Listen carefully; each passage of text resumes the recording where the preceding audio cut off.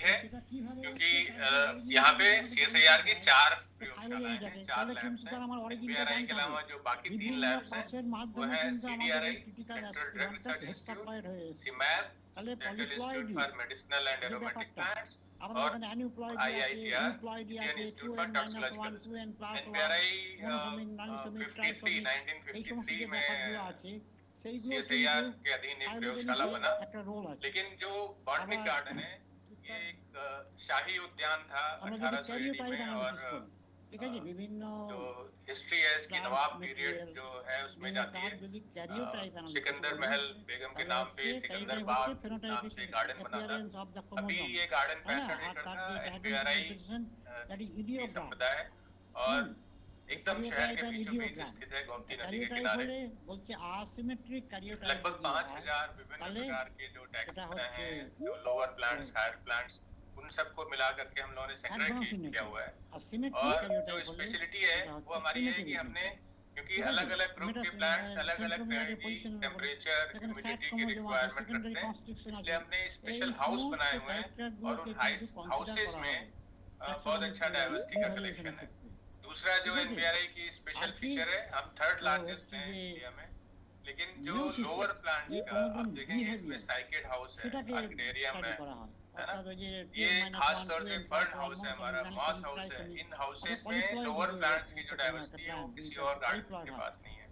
खास तौर से जो हमारा साइकेड हाउस है जिसमें 70 स्पीशीज है, ये एशिया का लार्जेस्ट साइकेड हाउस है, जहाँ पे 70 स्पीशीज एट वन प्लेस एक हाउस के अंदर कंजर्व की गई है। ये सब एक अनूठा एक्सपीरियंस होता है अगर आप यहाँ पे ट्रेनिंग में फिजिकली आए हुए होते हैं। जो हमारा गार्डन है इसको नेशनल बायोडाइवर्सिटी अथॉरिटी, इसने लिविंग नेशनल रिपोजिटरी का स्टेटस दिया हुआ है, क्योंकि यहाँ पे जो लिविंग प्लांट्स का जो कलेक्शन है उसको देखते हुए हम लोग, जैसे मैंने बताया कि थर्ड लार्जेस्ट है कलकत्ता और बेंगलोर के बाद, और ओल्डेस्ट बॉटनिक गार्डन है।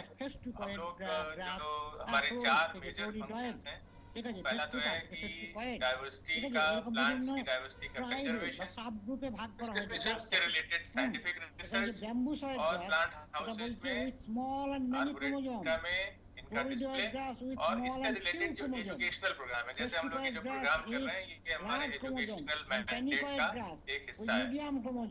Ministry of environment, forest and climate change का एक प्रोग्राम है, जिसके अंतर्गत हम लोगों को लीड बॉटनिक गार्डन का स्टेटस मिला हुआ है, और वो हमें सपोर्ट करते हैं कि हम लोग जो संकटग्रस्त प्रजातियां हैं पौधों की, जो दुर्लभ प्रजातियां हैं जो मिलती नहीं है कहीं, उनके संग्रह और संरक्षण का काम करें। इस समय हमारे पास साइकेड के संरक्षण और संवर्धन की एक परियोजना MOEF की स्पॉन्सर की हुई चल रही है। इसके अलावा कृषि मंत्रालय में can be distinguished অর্থাৎ এই যে গ্রুপিংটা করা হয়েছে, this is justified from the psychological or chromosomal or মানে chromosomal viewpoint। ঠিক আছে, এই গ্রুপিং গুলো আগে হয়েছে, পরে দেখা যাচ্ছে যে হ্যাঁ এখানে সাইকোলজি একটা ইন্ডিকেশন দিচ্ছে, এটাই হচ্ছে psychology relation to taxonomy. Similarly in case of palm tree visible है, पर सर वो स्लाइड मोड पे रखिए।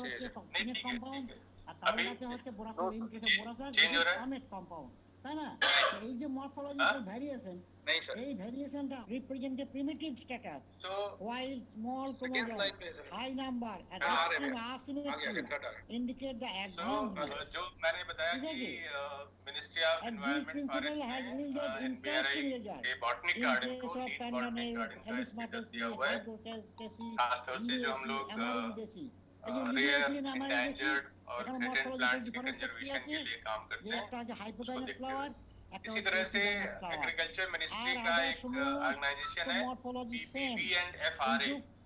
PPB&FRA का मतलब हुआ protection of plant varieties and farmers right authority. इस अथॉरिटी का काम है कि अलग अलग प्लांट्स के लिए DUS का मतलब है डिस्टिंक्टिवनेस, यूनिफॉर्मिटी एंड स्टेबिलिटी। तो आपको जानना चाहिए कि ये जो TUS है ये किसी भी वैरायटी को वैरायटी कहने के लिए स्टैंडर्ड पैरामीटर्स हैं। New variety has to be distinct from others. progeny has to be uniform over many generations and the special character that it has वो stable होना चाहिए in generations to come। तो हम लोग हमारा बॉटनिक गार्डन बोगनविलिया, कैना और ग्लैडुलस के लिए PPVRA का अप्रूव्ड टेस्ट सेंटर है। यानी कि इन तीनों क्रॉप्स में अगर कोई नई वैरायटी क्लेम करता है डेवलप करने का तो वो मटेरियल हमारे पास आएगा और हम उसको सर्टिफाई करेंगे कि ये नई वैरायटी है या नहीं। दूसरा जो रिसर्च का मेजर काम है वो है डेवलपमेंट ऑफ न्यू वैरायटीज और इसमें जो मेजर कंट्रीब्यूशन है एनपीआरआई का वो है बोगनविलिया, क्राइसैंथेमम, ग्लैडुलस और कैना। बोगनविलिया की सबसे ज्यादा वैरायटी संस्थान से डेवलप की है एनपीआरआई से, फॉलोड बाय क्राइसैंथेमम, ग्लैडुलस एंड कैना। जो हम लोग आउटरीच जो मैंने बताया था कि एक्सटेंशन या एजुकेशन पर्पस के लिए साल में 2 फ्लावर शोज ऑर्गेनाइज करते हैं। एक दिसंबर में करते हैं जो क्राइसैंथेमम और कोलियस के लिए होता है और दूसरा जनवरी में करते हैं जो रोज एंड ग्लैडुलस के लिए होता है। ये कॉम्पिटिटिव फ्लावर शोज हैं और डिफरेंट कैटेगरीज के लोग इसमें पार्टिसिपेट कर सकते हैं। गवर्नमेंट, इंडिविजुअल्स, नर्सरी वाला और उनको हम लोग सीड्स एंड ट्रॉफीज अवार्ड करते हैं। जो हमारा गार्डन का कंजर्वेशन का मेन है वो जैसे मैंने बताया था हाउसेज है हमारे यहाँ पे हाउसेज की list cacti and succulent house, psyched house में साइकस का 70 स्पीशीज है। जुरासिक गैलरी में जुरासिक पीरियड के प्लांट्स और कुछ डायनासोर्स के मॉडल्स हैं जो बच्चों के लिए बहुत इंफॉर्मेटिव और एजुकेशनल बनाते हैं इसको। फार्म हाउस, फर्न हाउस में अराउंड 60 स्पीशीज है फर्न्स की। बोनसाई में जो हमारे पास ओल्डेस्ट बोनसाई है वो 1960 का है, 1960। मास हाउस बहुत ही एजुकेशनल, अराउंड 2 दर्जन के आसपास मासेस का इसमें कलेक्शन है। कंजर्वेटरी लार्जेस्ट हाउस है हमारा और इसमें जो आरिडी स्पीशीज के प्लांट्स हैं, आर्बोरेटम में ट्रीज का कलेक्शन है। पर्सी लैंकास्टर में स्पाइसेस का, टचन स्मेल गार्डन में जो लोग देख नहीं सकते, जो विजुअली चैलेंज लोग हैं उनके लिए principles of touch and smell एक गार्डन बनाया हुआ है जिसमें पेल में प्लांट्स का डिस्क्रिप्शन दिया हुआ है। बोगनविलिया हाउस में bougainvillea varieties, orchid, aroid propagation house. इसके अलावा जो रिसेंटली हमने बनाया है वो एक फाइकस हाउस है। फाइकस आप जानते हैं बोनसाई के लिए सबसे ज्यादा पॉपुलर एक जीनस है और हमने 30 के करीब फाइकस की स्पीशीज का के बोनसाई का एक हाउस में कलेक्शन किया हुआ है। जो लेटेस्ट इंट्रोडक्शन है वो है एक KYP सेक्शन हमने डेवलप किया है। KYP का मतलब है नो योर प्लांट्स। उसमें जो एवरीडे लाइफ में जिन प्लांट्स से हमारे लोग हम लोग इंटरेक्ट करते हैं, खासतौर से यंग जो स्टूडेंट्स हैं, चिल्ड्रन हैं, जो लोग जानते हैं बट उन्हें पौधा नहीं देखने को मिलता उनको, तो उस टाइप का एक कलेक्शन है कि एवरीडे लाइफ में जिन प्लांट्स को चाहे वो टी हो, कॉफी हो, शुगर हो, उनके प्लांट से मिलता है, कॉटन हो, तो बच्चे या जो विजिटर्स आते हैं वो देख सकते हैं। एग्जांपल রয়েছে সাইপ্রাসি গ্রামীণ ক্ষেত্রে বিভিন্ন রকম एग्जांपल রয়েছে সেখানেও করা হয়েছে। someone else is now in control by going next करो इसको। ওখানে একটা ফাংশনাল মানে মাইক্রোস্কোপ ডেভেলপ করে जो सबसे इंटरेस्टिंग सबसे पुराना हाउस है हमारा कैक्टस एंड सकुलेंट्स का हाउस है और इसमें जो आरईटी कैटेगरी के तो है ही है एक बहुत ही इंटरेस्टिंग इसमें हमारे पास कलेक्शन है। बोनसाई हाउस जैसे मैंने बताया एक सबसे ओल्ड जो सबसे आप देख रहे हैं सोनिया का ये सबसे पहला वाला ये 1960 का है। हम लोग जो सबसे ज्यादा पॉपुलर ट्रेनिंग प्रोग्राम्स हैं वैसे तो हम लोग आपके रिक्वेस्ट के बेसिस पे we can customise any training programme related to the horticulture and nursery, but जो एक सबसे ज्यादा पॉपुलर जो हमारे ट्रेनिंग प्रोग्राम्स हैं वो है होम गार्डनिंग, वो आप लोग कर रहे हैं। इसके अलावा फूलों पत्तियों को सुखा करके उनसे जो पिक्चर्स देख रहे हैं आप उससे बहुत खूबसूरत आर्ट इफेक्ट्स बना सकते हैं, glass containers, landscapes, greeting cards, bookmarks etcetera, वो डिहाइड्रेटेड फ्लोरल क्राफ्ट कहते हैं। इसी तरह से बोनसाई टेक्निक का और जो ঠিক আছে এই যে দুটো बोनसाई ডিফারেন্ট टेक्निक টাইপ का অফ মরফোলজিক্যাল ভেরিয়েশন আছে काफी এই ভেরিয়েশনটাকে ক্রোমোজোম कुछ নাম্বার দিয়ে बात সাপোর্ট हम করা लोग যাবে करेंगे পরে कि দেখা যাবে যে आजकल ক্রোমোজোম নাম্বারটাও जो দুটো গ্রুপে ডিস্টিংক্ট হয়েছে नए সিমিলারলি जो গ্রাসের যে सेगमेंट्स ক্লাসিফিকেশন করা जो হয়েছে डेवलप हुए हैं গ্রাস उसमें से एक तो इंडोर एयर प्यूरिफाइंग प्लांट्स है, इंडोर एयर प्यूरिफायर्स की जरूरत वर्क प्लेस में भी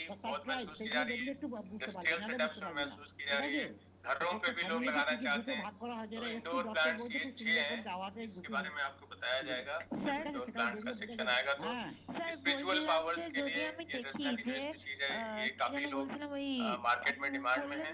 इसी तरह से जो खासतौर से लॉकडाउन पीरियड में जब लोगों के पास टाइम था तो थोड़ा हेल्थ के लिए बहुत कॉन्शियस हुए, तो उन्होंने सब्जियों को अपनी छत पे, टेरेस में, कंटेनर्स में उगाने का एक काफी पॉपुलर हुआ है और लोग चाहते हैं इसको जानना और करना।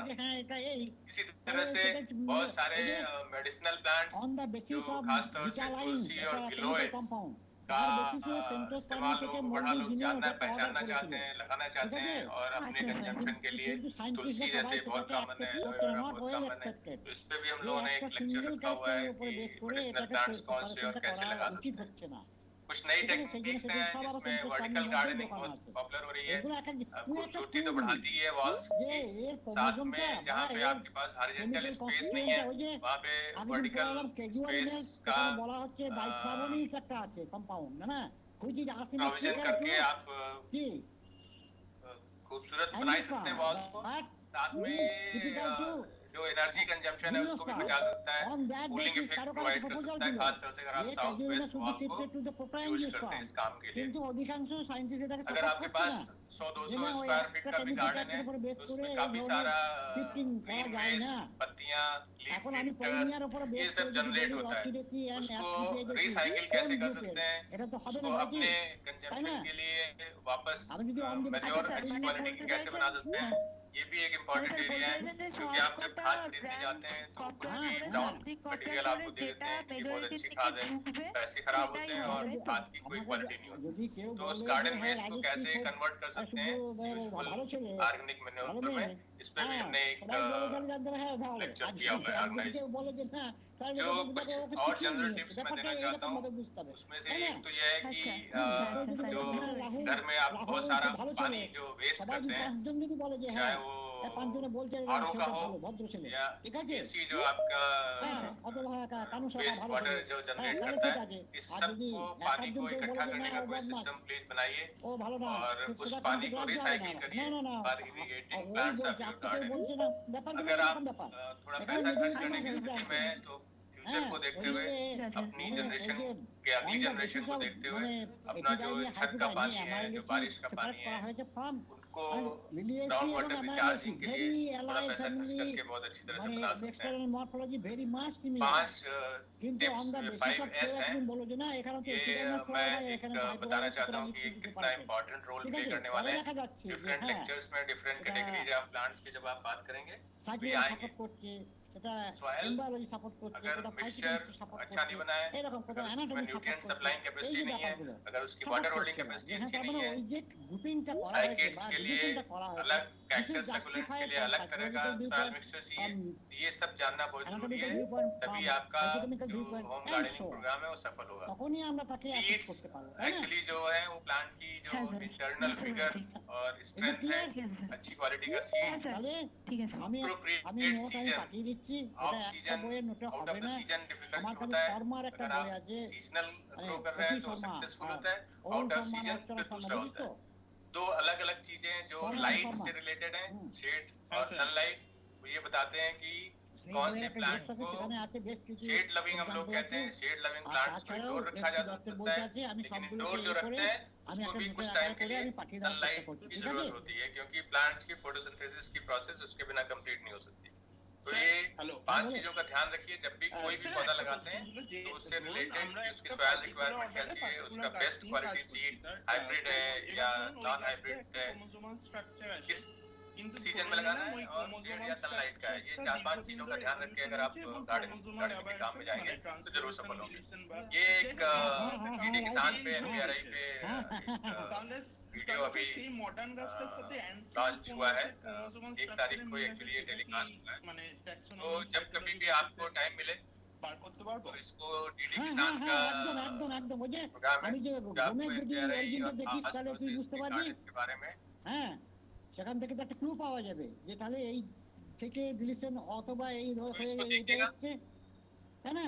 सर কখনো ক্রোমোজোম ভেঙে ছোট ছোট ক্রোমোজোম হয়, এরকমও বলছে। इसके साथ मैं आप सबको লার্জ ক্রোমোজোম ভেঙে ছোট ক্রোমোজোম হয়, সেটাও তো বলছে। 90 पार्टिसिपेंट्स हैं इस समय, कुछ लोग अभी भी नहीं आ पाए। उम्मीद है कि वो भी अपने समय से ज्वाइन करेंगे। ক্যারিওটাইপিক যে অ্যানালিসিস সেটা করলে বোঝা যাবে। আমি নোটটা পাঠিয়ে দেবো, পোর্টালে পড়লে পরে একটু আইডিয়া হবে, দরকার হলে পরে আবার ডিসকাস করা যাবে, ঠিক আছে? মানে এগুলো হচ্ছে একদম মানে কি যারা সাইকোলজি নিয়ে ডিল করছেন, একদম পুরো সাইকোলজি যারা ওই ব্যাপারেই মানে কাজ করছেন, হ্যাঁ তারা অনেক এই ব্যাপারে এক্সপিরিয়েন্স, তাই না? যারা সাইকোলজি নিয়ে কাজ করবে তারাও সেখান থেকে ক্লু দেবে যে এখানটা মনে হচ্ছে এটা হয়তো এখান থেকে অর্গানিক করে जो भी पार्टिसिपेंट है, चाहिए लोगों का ये प्रॉब्लम कोरोना वायरस का, आप लोगों को हमारे NPRI में बॉटनी गार्डन में स्वागत है। टाइम आप মানে যে কমেন্টটা কি করে বলছি যেটা হেক্সাপ্লয়েড আর পলিপ্লয়েড তো যেমন নিশ্চয়ই ক্রোমোজোম নাম্বারের মানে पार्टिसिपेट कर सकते ভ্যারিয়েশন হয়েছে, ক্রোমোজোম নাম্বার ডুপ্লিকেশন হয়েছে, তাই না? अभी हमारा नेक्स्ट जो सेशन, जो रियल सेशन हमारे यहाँ पे अभी ट्रेनिंग प्रोग्राम शुरू होने जा रहे हैं, जिसमें हमारे सबसे आज का एक बार दोबारा आपको बता दें, मॉर्निंग सेशन में हमारे यहाँ पे जो प्रोग्राम है जिसमें प्रोपगेशन टेक्निक और ऑर्नामेंटल प्लांट्स हमारे गिरधारी शर्मा जी हम लोगों को बताएंगे कि हम लोग कैसे प्लांट्स को कैसे प्रोपगेट करना है। सेकेंड हमारा जो लेक्चर है डॉक्टर सुरेश कुमार शर्मा, जो हाईटेक नर्सरी मैनेजमेंट कैसे करना है, कैसे आप लोगों को यानी आजकल के जो नॉर्मल कन्वेंशनल जो हम लोग गार्डनिंग करते हैं उससे थोड़ा हायर वाला जो ट्रेनिंग है उसके बारे में है। और सेकेंड है, थर्ड में है हमारे डॉक्टर सतीश कुमार, जो हम लोग बताएंगे गार्डन टूल से इम्प्लीमेंट, जो गार्डन में हम लोग कौन से टूल यानी जितने भी हमारे है यानी different type of lawn mower है और हाईटेक जितने भी जो गार्डनिंग में लॉन के मेंटेनेंस में जो जरूरत है या हमारे गार्डनिंग में सबसे इम्पोर्टेंट जो जितने भी जो हथियार है जो हम लोग कहेंगे, जब हम लोग कहीं गार्डनिंग जब करते हैं बिना हथियार के हम लोग जो है गार्डनिंग कभी नहीं कर सकते हैं, तो उसके बारे में डॉक्टर सतीश पूरा डिटेल में आपको बताएंगे। और उसके बाद फिर आफ्टरनून सेशन में है सीजनल प्लांट्स, जो हमारे सीजनल प्लांट्स यानी एनुअल प्लांट्स जो हम लोग विंटर के टाइम पे अभी सीजन भी आ चुके हैं, तो आप लोगों को बहुत फायदे होगा उस लेक्चर के बारे में। और उसके बाद हमारे डॉक्टर मृदुल शुक्ला जी जो हम लोग को बताएंगे ideal shrubs and trees for plantation, कौन सा ट्री श्रब्स यानी बुशेस वगैरह, एक्सोरा वगैरह जो आप लोग संदा वगैरह जो लगाते हैं घरों में कैसे लगाना है, चांदनी लगाना है तो कौन से किस टाइम पे कैसे लगाना है आइडल, वो सब आप लोगों को बताएंगे। तो अभी जो है मैं इनवाइट करता हूँ गिरधारी शर्मा जी, जो हम लोगों को प्रोपगेशन टेक्निक बताएंगे। आप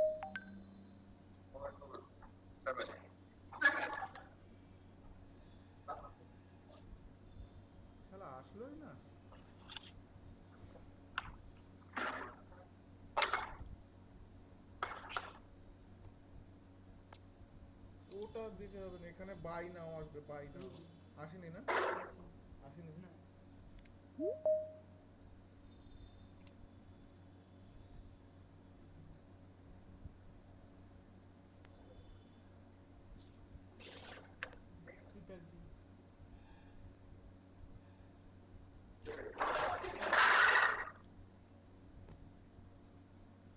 सर नमस्कार, मैं Girdhari Sharma, senior technical officer NPRI।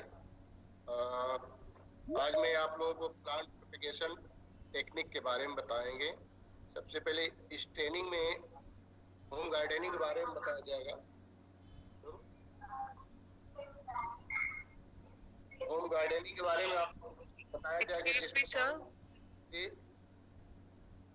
Sir आवाज बहुत कम आ रही है, आवाज बहुत कम आ रही है आप।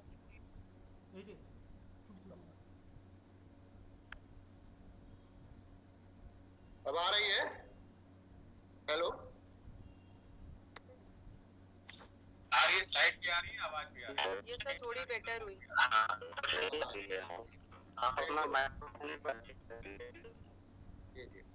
तो प्रोपगेशन सिस्टम जो है बता रहे हैं, इसलिए सबसे पहले टॉपिक इसलिए रखा गया है कि गार्डन में बहुत सारे आपको होम गार्डनिंग में बताए जाएंगे। सीजनल प्लांट्स है, हाउस प्लांट है, बल्बस है, chrysanthemum, ornamental climbers, shrubs, creepers, tree, इसके बारे में बताया जाएगा। इससे पहले ये पौधे कैसे तैयार होते हैं इसके बारे में हम बताएंगे। तो सबसे पहले प्लांट प्रोपगेशन टेक्निक में ये multiplication of plant is known and plant propagation, यानी पौधे को ही हम ज्यादा से ज्यादा बढ़ाएं, वही एक प्लांट प्रोपगेशन होता है। ये दो तरह से हम लोग बनाते हैं गार्डन में, एक सीड द्वारा, दूसरा वेजिटेटिव द्वारा। सीड में ज्यादातर ornamental tree, annual, shrubs, climber, bulbous और यहाँ तक कि कैक्टस में भी कुछ वैरायटी उसमें सीड बनते हैं, उसको हम उससे प्रोपेगेट करते हैं।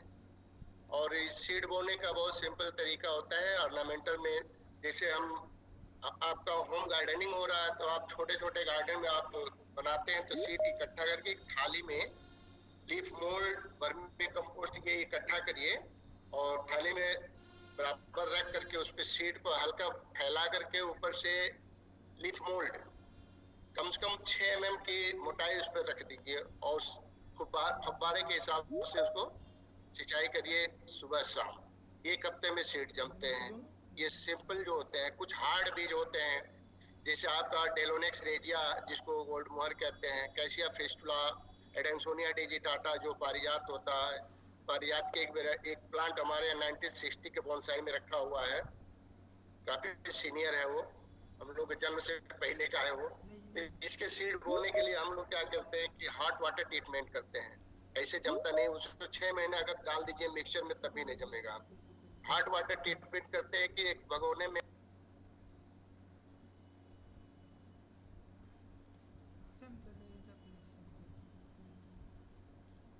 सर वॉइस नहीं आ रही है आपका, म्यूट हो गया माइक।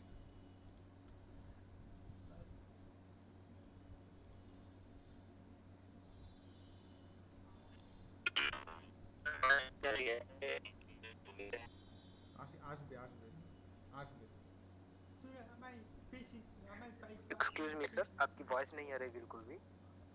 तो एडेंसोनिया डिजिटाटा जो पारिजात बहुत धार्मिक ट्री माना गया है, जिसको कल्प वृक्ष कहते हैं, इसको सीड बोने के लिए हम सीड को इकट्ठा करके उबलते हुए पानी को भगोने से उतार लेंगे, भगोने में रख देते 24 घंटे तक। इससे उसका हार्ड कोट मुलायम हो जाता है। उसके बाद हम थाली में या गमले में उसको बो देते हैं। 15 दिन के अंदर पौधा तैयार हो जाता है। उसके बाद हम लिफाफे में ट्रांसफर कर लेते हैं। ट्रांसफर करने के बाद उसको हम या तो बेच सकते हैं या अपना धार्मिक रिलीजन व्यू से या कलेक्शन तौर पे आप उसको रख सकते हैं। और आर्किड का भी सीड होता है। ये सीड कॉमन ऐसे जनरल में नहीं तैयार हो पाता है, इसके लिए एक लेबोरेटरी कंडीशन में उसको जर्मिनेट किया जाता है। इसमें हमारे डॉक्टर केजे सिंह हैं, वो नार्थ से लाते हैं, तो अपना कंट्रोल सिस्टम में उसको बो के तैयार करते हैं, काफी मात्रा में तैयार करते हैं और एक गार्ड के हाउस बना है इसी हिसाब से। फर्न में ये भी, इसमें भी सीड बनते हैं। फर्न के जो लोअर पोर्शन होता है उसमें छोटे छोटे डॉट डॉट बनता है, उसमें एक स्पोर होता है, वो भी मल्टीप्लिकेशन यूनिट वो भी होता है। उसमें सीड और स्पोर में अंतर यही होता है कि सीड में एम्ब्रियो होता है और स्पोर में एम्ब्रियो नहीं होता है। लेकिन इसको तो हम बोल सकते हैं, और स्पोर जो होता है ये उड़ जाता है, उड़ने के बाद जहाँ फेवरेबल कंडीशन मिलता है वहीं पे ये जम जाता है। ये सीड से रिलेटेड है। और गार्डन में हमारा 65 एकड़ का गार्डन है, इसमें हम वेजिटेटिव प्रोपगेशन करते हैं। बहुत सारे प्लांट हैं जिसमें बीज बनते ही नहीं, फूल आते हैं, किसी में फूल आते हैं तो सीड नहीं बनते हैं। उसको हम ये एक चार्ट द्वारा दिखाए हैं। इसमें डिवीजन एंड सेपरेशन, दूसरा है रूट कटिंग, तीसरा leaf cutting, layering, stem cutting, grafting and vegetative structure. इसके बहुत सारे पार्ट हैं, इसको हम अलग अलग करके हम दिखा रहे हैं। और इस तरह से गार्डन में हम चारों ओर एक जगह हम नहीं तैयार करते हैं। गार्डन में घूम घूम करके पैसे देकर जहाँ जहाँ प्लांट तैयार होता है, मदर प्लांट, उसमें हम जा करके वहीं पे तैयार करते हैं। कुछ होता है कि उसका मटेरियल हम नर्सरी सेक्शन में इकट्ठा कर लेते हैं, वहाँ पे अपना इकट्ठा करके वहीं पे तैयार करते हैं। जैसे एक वेजिटेटिव प्रोपेगेशन है, इसमें पहला डिवीजन होता है। डिवीजन में जैसे प्लांट कैना है, ट्यूबरोज है, एमरेलिस है, जरबेरा, जैस्मिन, इसमें एक नीचे जड़ बनता है, क्लम्प टाइप बनता है। उसको निकाल करके हम छोटे छोटे पीस बना लेते हैं, जिसमें हर पीस में एक एक आंखें बनी हो, और उसको हम अलग अलग सेपरेट करके प्लांट कर देंगे तो एक नया पौधा बन जाता है। डिवीजन सिस्टम में होता है। और रोटेशन होता है, जैसे ट्यूबरोज है, रजनीगंधा कहते हैं, इसमें डिवीजन की तरह ही होता है, लेकिन इसमें एक अलग सिस्टम होता है कि इसको पूरे क्लम्प को हम निकालते नहीं है, साइड से मिट्टी हटाकर उसमें जो न्यूली जो प्लांट होते हैं उनको निकाल करके हम वो देते हैं, लगा देते हैं, तो उससे एक नया प्लांट तैयार होता है। तो ये डिवीजन सेपरेशन में ही है। डिवीजन में होल क्लम्प को उखाड़ते हैं, सेपरेशन में पार्शियली साइड से उसका पार्ट निकाल लेते हैं और उसको बो देते हैं। उसके बाद कटिंग आता है। कटिंग भी कई तरह के होते हैं। सबसे पहले हम बता रहे हैं आपको रूट कटिंग। किस पौधे में रूट कटिंग से हम तैयार करते हैं? जैसे आपके पास क्लेरोडेंड्रॉन splendens, tecoma capensis, क्विस्केलिस indica, क्रेटिवा religiosa, ये सब। क्रेटिवा रिलीजियोसा तो एक ऑर्नामेंटल ट्री प्लांट होता है, हाईली मेडिसिनल भी होता है। और क्लेरोडेंड्रॉन splendens, tecoma capensis and क्विस्केलिस indica, ये कॉमन सभी लोग घर में लगाते हैं। ये क्लाइंबर है। इसमें फ्लावरिंग तो होती है। इसमें फ्लावरिंग होने के बाद इसमें ना कोई सीड बनता है, ना एयर लेयरिंग। एयर लेयरिंग के बारे में बताएंगे आगे, लेकिन एयर लेयरिंग भी हम यानी बूटी बांधे तो भी नहीं तैयार होता है। इसमें हम लोग क्या करते हैं, इसके साइड से मदर प्लांट जो होता है उसके साइड से रूट निकाल लेते हैं। रूट वही 5-6 सेंटीमीटर का उसमें निकलते हैं। कभी 1-1 फुट के रूट मिल जाते हैं, उसमें 2 से 3 सेंटीमीटर का कटिंग बनाते हैं। और खाली या बेड में एक मिक्सचर भर करके 2 सेंटीमीटर के गहराई को बो देते हैं और 4-6 हफ्ते में देखते हैं उसमें से रूट निकलने लगते हैं। जब रूट निकलने हैं, रूट के बाद स्टेम को स्प्राउट करके पत्तियां निकलेंगे। जब ये सब होने में 4 से 6 हफ्ते लगते हैं। उसके बाद हम सेपरेट कर करके हम अलग अलग लिफाफे में तैयार कर लेते हैं। तो ये 3-4 जो पौधे हैं ये केवल रूट से ही चलते रहते हैं। उसके बाद आता है एक लीफ कटिंग। लीफ कटिंग में भी एक सेंसवेरिया है, ब्रायोफिलम, क्रेसुला, पेप्रोमिया, ये जो प्लांट होते हैं पत्तियों द्वारा होते हैं। इसमें कोई सीड नहीं बनता है, कोई खास फ्लावरिंग भी नहीं होती है। इसके लिए पत्ती को काट करके हम मोरंग में डालते हैं। वर्टिकल, जैसे हम दिखा रहे हैं फिगर में, वर्टिकल हम मोरंग में डाल देंगे पत्ती काट करके, तो उसमें साइड से जो पत्ती का रूट होता है, साइड से पहले उसमें रूट आते हैं, रूट बाद तो बगल से उसके एक स्प्राउट करता है। ये हमारा नया पौधा ये होता है कि साइड से निकल रहा वो, और जो फ्लैट जो पत्ती है उसको हम काट देते हैं। इसी तरह क्लेंकोई है, इसको अजूबा भी कहते हैं। ये तो पत्तियों को वो किनारे किनारे एक मार्जिन पे एक छोटे छोटे प्लांटलेट्स बनते हैं, तो वो उससे सिंपली तैयार होता है। अगर उसको हम पेपर, प्लॉटिंग पेपर में भी डाल दें तभी वो पौधा तैयार कर देता है। वो इसमें भी गिने चुने प्लांट हो जाता है, लीफ कटिंग से होता है। उसके बाद आते हैं हम स्टेम कटिंग। बहुत सारे प्लांट होते हैं, जैसे हमारे यहाँ बोगनविलिया है, इसमें फ्लावरिंग होती है। इसमें इसमें तैयार करने का सिस्टम में है कि इसमें केवल हम कटिंग ही ले सकते हैं, और दूसरा एयर लेयरिंग। और इसकी पहली जो होता है कि हार्डवुड कटिंग, इसमें 1 साल पुरानी टहनी को लेते हैं डॉर्मेंसी पीरियड को। डॉर्मेंसी पीरियड आपका जनवरी में आ जाता है, प्लांट पत्तियां गिर जाती हैं, उस कंडीशन में इसकी कटिंग लगाना बहुत ही अच्छा होता है। कटिंग बनाने के लिए आपका 15 से 20 सेंटीमीटर साइज के लेते हैं, जिसमें 5-6 गांठें होनी चाहिए, और इसकी मोटाई पेंसिल साइज होनी चाहिए।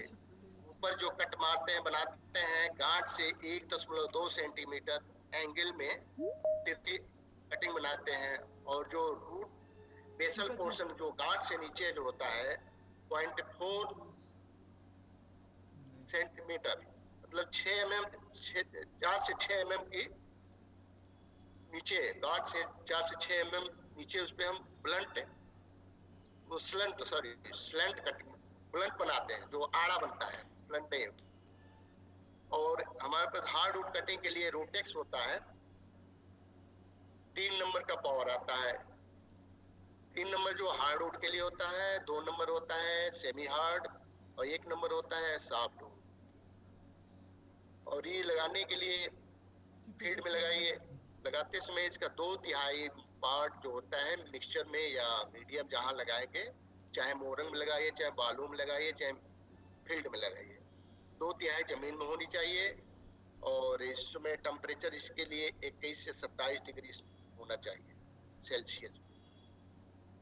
उस समय ये ग्रोथ सही होता है, और 4-6 हफ्ते में ये जड़ें आने लगती है। जड़ आने में पहले इसमें पत्तियां निकलती हैं। पत्तियां निकलने से सबसे पहले ये पत्तियां जब निकलती हैं, तब पत्तियां अपना फूड फॉर्मेशन, फोटोसिंथेसिस से फूड जो बनाएंगे, वो आकर ऊपर से बार्क द्वारा सर्कुलेट होकर रूट पाता है बेसल पोर्शन पे, वहां आके कैलस फॉर्मेशन बनता है। अब पत्तियां एक तरह से ऑक्सीजन हार्मोन्स भी बनाती हैं, वो भी सर्कुलेट होकर नीचे आते हैं, जिसकी वजह से उसका एडवेंटिटस रूट बनने शुरू होते हैं।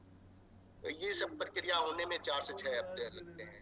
इसमें हार्डवुड में जैसे बोगनविलिया है, लेजेस्टोनिया इंडिका जिसको सावनी कहते हैं, लासोनिया इनर्मी, मेहंदी, बाइटेक्स निगंडो जो संभालू कहते हैं, निर्गुंडी कहते हैं, टीएमसी टेबेनी मोंटाना कोरिनेरिया, चांदनी है, चांदनी कई वैरायटी सभी इस स्टाइल में तैयार करते हैं। दूसरा सेमी हार्डवुड, इसमें भी कटिंग बनाने का तरीका वही है जो हार्डवुड में बनाते हैं, बस अंतर इतना होता है कि जब इसकी कटिंग बनाते हैं तो ऊपर के 2-3 पत्तियां छोड़ देते हैं, क्योंकि ये पूरा हार्ड नहीं होता है।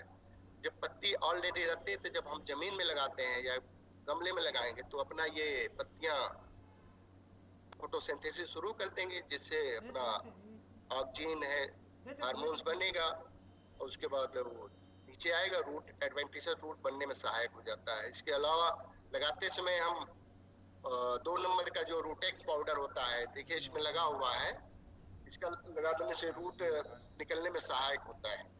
इसमें एक्लिफा स्पीसीज, सेस्ट्रम नॉक्टर्नम जैसे रातरानी है, रुसेलिया जोन्सिया ये ड्वार्फ श्रब होता है, स्कारलेट रेड में फ्लावरिंग होती है, और जेस्पनम स्पीसीज होती है, ये भी इस सिस्टम से तैयार करते हैं। सॉफ्ट कटिंग ज्यादातर हम मेरीगोल्ड है, सिंगोनियम है, फिलोडेंड्रॉन, क्राइजेंथेमम तैयार करते हैं।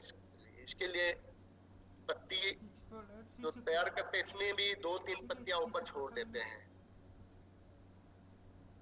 और लंबाई जो होती है 8 से 10 सेंटीमीटर लेते हैं, ज्यादा बड़ा नहीं, तो सॉफ्ट होता है, और ये बहुत इजीली ये भी तैयार हो जाता है। मोरंग में लगा दिया। इसके लिए सॉफ्ट वुड के लिए 1 नंबर का जो रूटेक्स पाउडर होता है वो यूज करते हैं।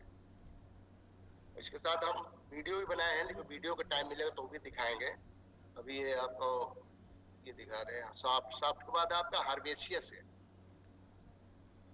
ये बहुत ही सॉफ्ट प्लांट होते हैं, जैसे सकुलेंट हर्बेशियस में कोलियस है, जिरेनियम है, पाचुलाका, कार्नेशन, ये सब प्लांट जो होते हैं बहुत ही सॉफ्ट। इसको लगाने में भी ऊपर के 2-3 पत्तियां छोड़ देते हैं, और लंबाई 6-7 सेंटीमीटर या 8 सेंटीमीटर रखते हैं। मोरंग में लगा दीजिए, चाहे वो उसमें लगा दीजिए वॉल्यूम में, सेंड में।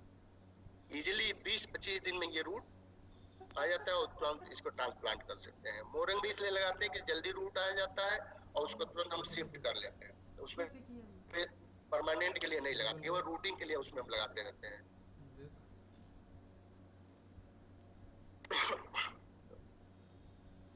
अभी कटिंग के बाद अब आ गया है लेयरिंग। बहुत सारे प्लांट होते हैं कि जैसे एक बोगनविलिया हमारे पास है, स्प्लेंडेंस, बहुत ही गजब का प्लांट होता है, फ्लावरिंग उसकी स्पेक्टाबिलिटी बोगनविलिया ग्रुप होती है, उसमें इसके पत्तियां हेयरी टाइप होती है, फ्लावर्स गहरा पर्पल में आता है फ्लावरिंग, उसका हम एयर लेयरिंग कटिंग चलाते हैं, बहुत मिनिमम चलता है। इसके लेयरिंग सिस्टम से हम बहुत अच्छा इसको तैयार करते हैं। इसके लिए प्लांट के जो पुराना 1 साल पुराने डाल को बेंड करके जमीन में हम वो 2-3 लगभग 5 सेंटीमीटर नीचे जो उसको लगाएंगे जमीन के अंदर, उसमें 2.5 सेंटीमीटर हम बार्क निकाल देते हैं स्टेम का। उसके बाद मिट्टी में दबा देते हैं और टिप जो पोर्शन ऊपर रहता है उसमें मिट्टी से ढक देते हैं। ये 4-6 हफ्ते में रूट आ जाता है। ये फिक्स होता है 4-6 हफ्ते में, और उसके बाद हम मेन प्लांट से उसको डिटैच करके धीरे से हम निकाल करके अपने अलग गमले में लगा देते हैं, प्लांट तैयार हो जाता है। इसमें क्लाइंबिंग रोज है, बोगनविलिया है, नेरियम है, कनेर की एक वैरायटी जो ऑर्नामेंटल रहते हैं वो होते हैं, इसे तैयार करते रहते हैं।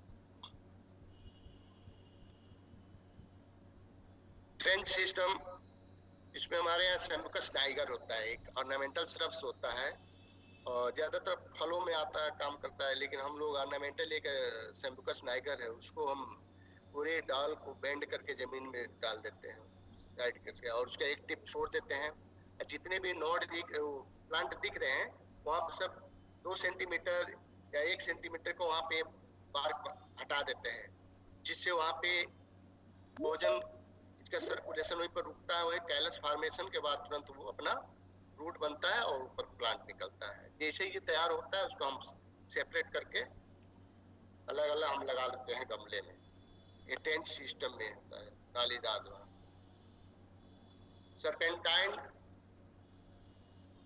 सर्पेंटाइन सिस्टम में होता है कि प्लांट को तो जगह जगह पे नीचे दबाते हैं, एक सिरा ऊपर उठाते हैं, फिर से नीचे ले जाते हैं, फिर से ऊपर करते हैं, तो और जो नीचे पोर्शन है उसमें बार्क हटा देते हैं। ऐसे तो दबाने से कोई फायदा नहीं, रूट नहीं आएगा। इस तरह से जहाँ बार्क हटाएंगे रिंग बनेगा, वहीं से रूट आना शुरू होता है।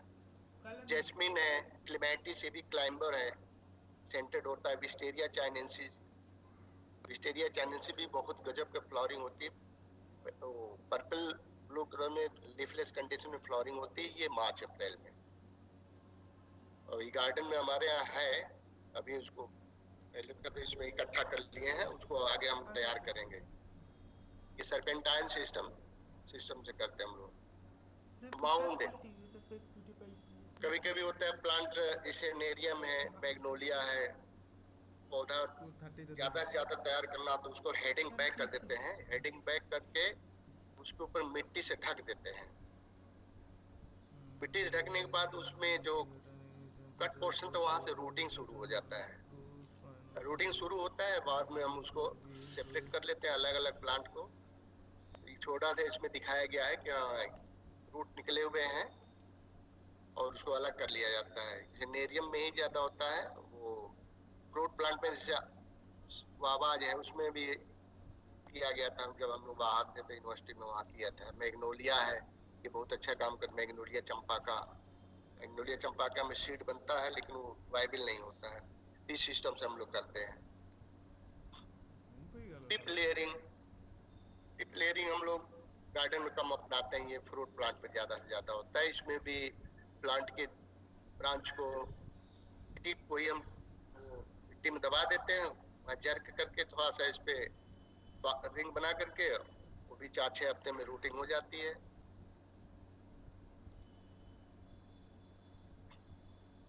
और एक नया सबसे बढ़िया है हम लोगों का, जो भी प्लांट कटिंग से नहीं तैयार हुआ, चाहे लेयरिंग से नहीं तैयार हुआ, उसको हम एयर लेयरिंग से करते हैं, जिसको हम बूटी कहते हैं। इसके लिए प्लांट के पास ही हमको जाना पड़ता है, ये प्लांट के ऊपर ही तैयार करते हैं। ये बहुत पॉपुलर सिस्टम है। इसके लिए 1 साल पुरानी टहनी को सिलेक्ट करते हैं, जहाँ भी जिसमें जैसे बोगनविलिया है, कैलिएंड्रा है, नेरियम है, ग्लेस्टोमिया इंडिका है, तो 1 साल पुरानी लकड़ी उसमें देखते हैं और कम से कम पेंसिल की साइज मोटाई होनी चाहिए। उससे गांठ से नीचे 1.2 सेंटीमीटर का एक रिंग बना करके मास ग्रास अतः स्पेगनम मास ग्रास जो होता है, स्पेगनम मास ग्रास एक बहुत महत्वपूर्ण ये घास होता है। इसका पीएच मान 3.4 होता है और इसकी खासियत होती है कि एंटी फंजी स्टैटिक सब्सटेंस इसमें मिलता है, जिससे ये कभी सड़ता नहीं है। पानी अगर बाई चांस में चला भी जाए तो सड़ता नहीं है, मॉइस्चर बना रहेगा और वो रूटिंग में मदद करता है। जब ये रिंग हटा करके बूटी बांध देते हैं तो इसके बाद वो कटिंग में बताए थे कि जो यहाँ पे जड़ कटिंग बना दिया, बार्क बनाया, बार्क जो वृक्ष पौधे ऊपर से फोटोसिंथेसिस द्वारा आते हैं तो कटिंग के पास जो ऊपर कट होता है उसी पे ये कैलस फॉर्मेशन बनाने लगता है। ये घास के अंदर ही होता है, उसके बाद रूट निकलने लगता है। जब रूट निकलता है तो अपने आप ये ट्रांसपेरेंट पॉलीथीन से बांधते हैं, वो रूट अपने आप ऊपर दिखने लगता है। जब ये दिखने लगता है तो आप नीचे से काट करके हम पन्नी हटा लेते हैं, उसके बाद फिर हम गमले या लिफाफे हम शिफ्ट कर देते हैं। इसको भी लगभग 1.5 महीने में पौधे तैयार हो जाते हैं और उसको बेचने लायक भी, चाहे उसको और बढ़ाने के लिए हम काम कर सकते हैं। एक जोरा है, नेरियम, कैलिएंड्रा, बोगनविलिया। अब बोगनविलिया में बूटी उसमें बांधते हैं जो वेरीगेटेड होता है। वेरीगेटेड बोगनविलिया में कटिंग कम चलता है, इसलिए उसको हम एयर लेयरिंग से ही तैयार करते हैं। अब दूसरा एक नया सिस्टम गार्डन में हम लोग शुरू किए हैं, ग्राफ्टिंग। इसके लिए 2 पौधों को जैसे रूटिंग, 2 पौधों के आपस में जोड़ करके एक नया पौधा बनाते हैं, वो ग्राफ्टिंग कहलाता है। गार्डन में हम बोगनविलिया पर भी ट्राई किए हैं। क्लैप, ये कितने तरह की, ये देखिए 4 क्लैप्ट ग्राफ्टिंग, जिसको वेज ग्राफ्टिंग भी कहते हैं, saddle grafting, flat grafting, side grafting, whip और टंग ग्राफ्टिंग, वीनियर, बड ग्राफ्टिंग और इनार्चिंग। इनार्चिंग एक अटैच सिस्टम होता है जो प्लांट से के पास ही जाकर हम लोग ग्राफ्टिंग करते हैं, और तो सब हम किसी का पार्ट लेकर के हम रूट स्टॉक पे जोड़ देते हैं। रूट स्टॉक उसको कहते हैं जिस पर हम नई वैरायटी को हम जोड़ते हैं, और जिसको हम जोड़ते हैं वो साइन कहलाता है। ये क्लैप्ट ग्राफ्टिंग के बारे में बता रहे हैं। ये है आपका क्लैप्ट ग्राफ्टिंग, ये है ये। तो इसके लिए भी प्लांट को हम गमले में तैयार कर लेते हैं देशी। जैसे बोगनविलिया है, बोगनविलिया का हम गार्डन में किए हैं, 5-6 कलर जोड़े हैं एक में। तो इसके लिए रूट स्टॉक तैयार करते हैं। रूट स्टॉक बोगनविलिया में सभी नहीं काम करते हैं, 2-3 वेराइटी है, जैसे पार्था है, डॉक्टर आर पाल है और रोजिया फुशिया है। 2-3 वेराइटी पे हम एक स्टॉक बनाते हैं। इसमें इसको सेलेक्ट करते हैं और इसमें जो वैरायटी लेनी, जैसे हमको स्प्लेंडेंस का लेना है, स्प्लेंडेंस कॉमन नहीं है, उसको हम 1 साल पुरानी टहनी लेते हैं और 1 साल पुरानी ये भी टहनी लेते हैं। दोनों को स्टेम जो रूट स्टॉक में हम पहले टिप हेडिंग बैक कर देते हैं। हेडिंग बैक करने के बाद उसमें चाकू से चीरा लगा करके जो साइन पोर्शन होता है, जैसे स्प्लेंडेंस हम जोड़ रहे हैं, उसको दोनों साइड से स्लंट कटिंग बना करके उसमें शिफ्ट कर करके पॉलीथीन से टाइट बांध देते हैं, पतली स्ट्रिप से, और पन्नी से पॉलीथीन से बांध देते हैं। बांधने का मतलब ये होता है कि ह्यूमिडिटी बनी रहे। ह्यूमिडिटी जब बनती है तब ये दोनों का कैम्बियम पोर्शन, स्टॉक और साइन का जो कैम्बियम और जाइलम है, दोनों इस तरह से सेट करते हैं कि दोनों चिपक जाए और टाइट बांध देते हैं। ये भी लगभग 22 से 25 दिन में ये आपस में चिपक जाते हैं। उसके बाद जो रूटिंग का इसमें जुड़ जाते हैं, उसके बाद स्प्राउटिंग शुरू हो जाती है ऊपर से। तो ये एक नया, उसी प्लांट में एक नई वैरायटी बन जाती है बाइना और मल्टीपल हो जाता है। अगर कई टहनियां हैं तो सब में बांध सकते हैं, तो एक में आप एक बोगनविलिया में आप 5-6 कर सकते हैं। बाइना मार द नोटिफाई एक सैडिल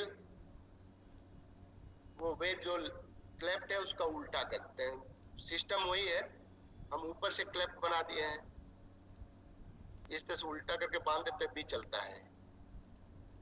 ठीक है, opposite of the cleft grafting. Root stock में ये प्लांट गमले में लगाया और स्लैंट कटिंग बना देते हैं, वर्टिकली इसको साइन उसमें सेट कर देते हैं और टाइटली बांध के पॉलीथीन से इसको भी ढका जाता है। फ्लैट ग्राफ्टिंग, फ्लैट ग्राफ्टिंग ज्यादातर हम लोग कैक्टस सकुलेंट में फॉलो करते हैं। ये दिखाया गया है, इसका एडेनियम का है। एडेनियम में एक सिलेक्ट करते हैं वैरायटी देसी का, उस पर एक फ्लैट कटिंग बनाते हैं, कट मार करके उस पर दूसरी वैरायटी जो हमको अच्छी वैरायटी लगे उसको ले करके इस पर शिफ्ट करके पॉलीथीन से बांध देते हैं। ये फ्लैट होता है और चाहे तो इसको दूसरा सिस्टम भी कर सकते हैं जो वेज वाला बताए थे, वी शेप में, उस तरह से भी ये चलता है। और अगर एडेनियम में 3-4 ब्रांचेज है उसमें अलग अलग कलर को बांध सकते हैं। बहुत सिंपल है, आपका 20 दिन में ये एडजस्ट कर लेता है प्लांट। ये एक साइड ग्राफ्टिंग है, इसमें भी स्टॉक में जो रूट स्टॉक होता है साइड से कट बना देते हैं, उसके बाद जो वैरायटी हमको लाते हैं जैसे मैंगो में है, कैक्टस में, तो उसको उस पर शिफ्ट करके बांध देते हैं और पन्नी से ढकना पड़ता है। 4-6 हफ्ते में वो भी एडजस्ट होता है, जुड़ जाते हैं, उसके बाद स्प्राउट करता है और ये नया वैरायटी हो जाती है। Drip and tongue grafting,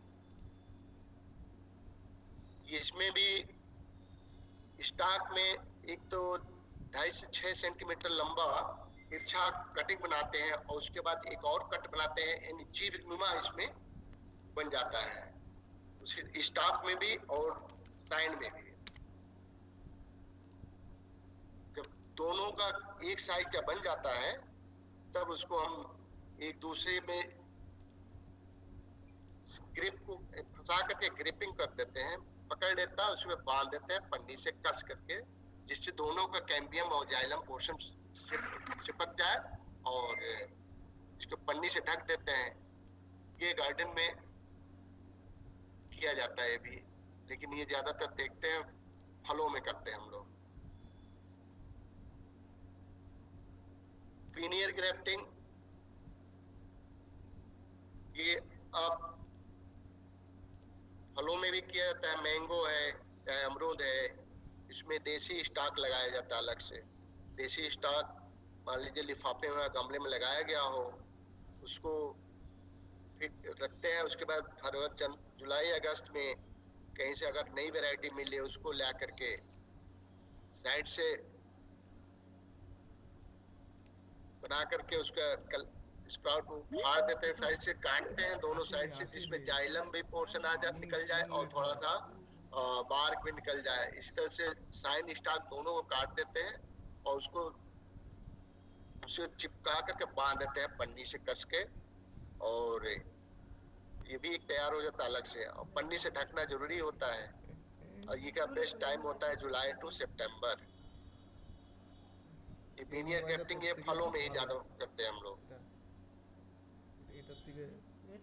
but grafting garden में ऑर्नामेंटल प्लांट ज्यादा से ज्यादा है, तो इसमें हमारे यहाँ रोज प्लॉट में ज्यादातर हम नई वैरायटी अगर तैयार करना है या इंग्लिश गुलाब तैयार करना है तो इसके लिए हम पहले देसी गुलाब लगाते हैं। देसी गुलाब लगाने के लिए जुलाई अगस्त में देसी कटिंग लगाते हैं प्लॉट में, उसमें लगा करके उसको छोड़ते हैं तो दिसंबर जनवरी में आकर 2-3 फुट के हो जाते हैं। उसमें एक टहनी को छोड़ देते हैं, उसमें जी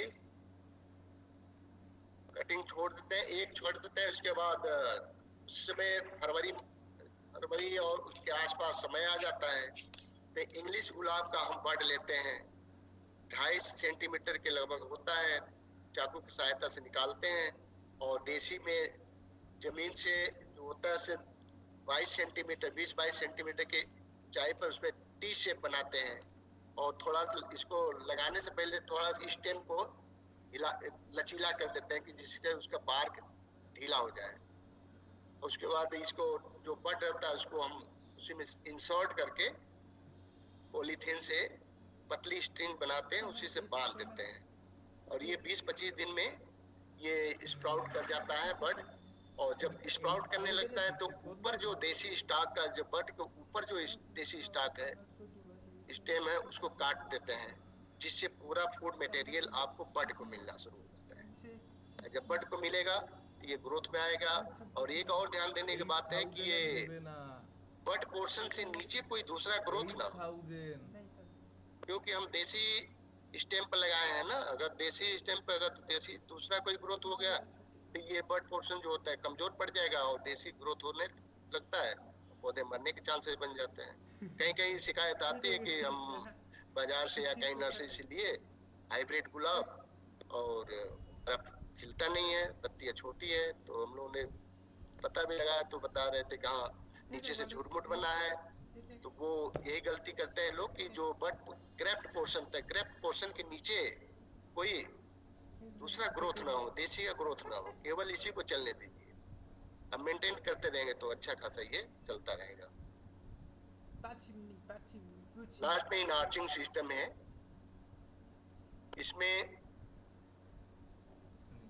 वैरायटी लेने के लिए हमको देसी स्टॉक को हम लिफाफे में या गमले में तैयार करते हैं, उसको मदर प्लांट के पास ले जाना पड़ता है और दोनों साइन और स्टॉक को 2.5 से 5 सेंटीमीटर के लगभग छाल बार्क और उसका वुडन पोर्शन का काट देते हैं, छील देते हैं दोनों का, स्टॉक और साइन का।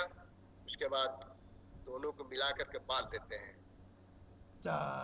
बांध देने पे ये 4-6 हफ्ते में ये जुड़ जाता है। जुड़ने के बाद फिर हम उसको मदर प्लांट से डिटैच कर करके हम अलग से तैयार कर लेते हैं, एक नया बन जाता है। इस तरह के जो प्लांट तैयार होते हैं उसमें फ्रूटिंग ज्यादा जल्दी होती है और अच्छी वैरायटी मिल जाती है। ये अगस्त सितंबर में इसको ज्यादातर इनआर्चिंग सिस्टम करते हैं। इन सिस्टम के अलावा माइक्रो प्रोपेगेशन होता है। माइक्रो प्रोपेगेशन गार्डन नहीं तो लैब वर्क का काम होता है, जैसे टिश्यू कल्चर है। मार्केट तो अलग कंडीशन में तैयार किया जाता है, टिश्यू कल्चर भी है। टिश्यू कल्चर से अलग लैबोरेटरी से काम तैयार होता रहता है। इसमें ज्यादा हमें उतना आइडिया नहीं है, लेकिन और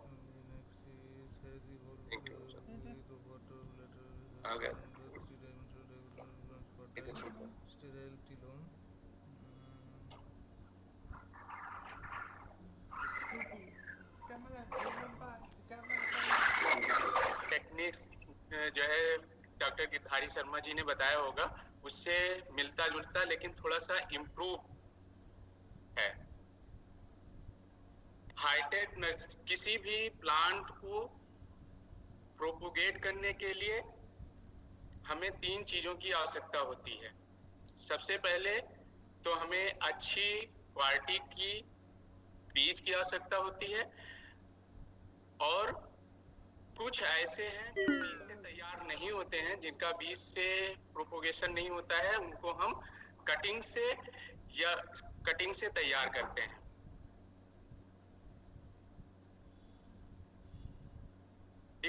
Plant propagation can be defined as a controlled reproduction of a plant by a man in order to prepare a selected individual or group of individuals which is having specific value to him. ये 2 तरीके से हम करते हैं, एक sexual propagation, एक asexual propagation. Sexual propagation में हम इसको बीज के द्वारा करते हैं, एसेक्सुअल प्रोपोगेशन में हम इसको कटिंग, बडिंग, लेयरिंग के द्वारा हम प्लांट तैयार करते हैं। इसको इस तरीके से जो नर्सरी हम तैयार करते हैं उसमें 3 फैक्टर होते हैं। एक सबसे महत्वपूर्ण फैक्टर है एस्टेब्लिशमेंट, दूसरा रैपिड ग्रोथ, तीसरा हार्डनिंग। ये 3 महत्वपूर्ण ऐसे कारक हैं जिनको हमें बहुत सावधानी से तत्परता के साथ फॉलो करना चाहिए। सबसे पहले इस्टेब्लिशमेंट में जब हम सीड को ग्रो करते हैं और सीड को ग्रो करते हैं तो उसमें जो जर्मिनेशन है, जो उसका अंकुरण है, और के साथ साथ जब हम इसको हाईटेक प्रोपोगेशन के रूप में इसका उपयोग करते हैं, जहां पर हम कटिंग का उपयोग करते हैं, तो उस टाइम पे जब प्लांट में रूट डेवलपमेंट और उसमें लीफ का डेवलपमेंट हो जाता है, फिर हमें इसका अच्छी तरीके से उपयोग में लाना पड़ता है।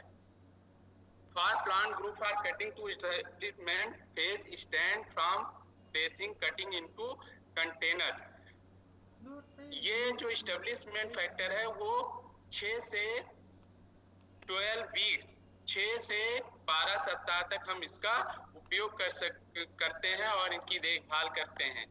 जब हम इस्टेब्लिशमेंट स्टेज क्रॉस कर लेते हैं तब हमें उच्च गुणवत्ता के सीडलिंग्स या कटिंग्स मिलती है। दूसरा है रैपिड ग्रोथ। जब हम सीडलिंग स्टेज में प्लांट सीड्स करते हैं या कटिंग लगाते हैं, तो जब हम कंट्रोल कंडीशंस में कटिंग लगाते हैं तो उसमें जो मीडियम हम यूज करते हैं उससे उसकी कटिंग की ग्रोथ काफी फास्ट हो जाती है।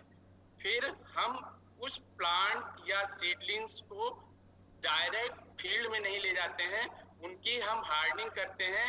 जैसे अगर हम आईसीयू से किसी व्यक्ति को बाहर तुरंत निकाल देते हैं तो उसकी तबीयत उतनी अच्छी स्थिर नहीं होती है। उसी प्रकार जो ये प्लांट है, क्योंकि ये कंट्रोल कंडीशंस में रहते हैं, आईसीयू में रहते हैं, तो उनको डायरेक्ट सनलाइट में हम नहीं लेके आते हैं। उनके लिए हम हार्डनिंग की, जहाँ पर कुछ छाया हो या जहाँ पे नेट हाउस हो, वहाँ पर उन पौधों को रखते हैं कुछ दिन। जब वो थोड़ा सा हार्ड हो जाते हैं तब उनको हम फील्ड में ले जाते हैं। प्रोपोगेशन एनवायरनमेंट, किसी भी प्लांट्स के प्रोपोगेट, उसके विकास के लिए 2 चीजें महत्वपूर्ण हैं। जो पहला फोटोसिंथेसिस, दूसरा ट्रांसपिरेशन। फोटोसिंथेसिस एक ऐसी प्रक्रिया है जो सनलाइट के लिए पौधों में बहुत आवश्यक होती है। ये 4 चीजों पर डिपेंड होती हैं। एक लाइट, टेम्परेचर, ह्यूमिडिटी और कार्बन डाइऑक्साइड। ये जो 4 फैक्टर हैं, लाइट अच्छी आनी चाहिए, कंट्रोल में आनी चाहिए। उसका टेम्परेचर अगर ज्यादा है तो उसके कंडीशंस के अनुसार हमें उसको सेट करना होता है।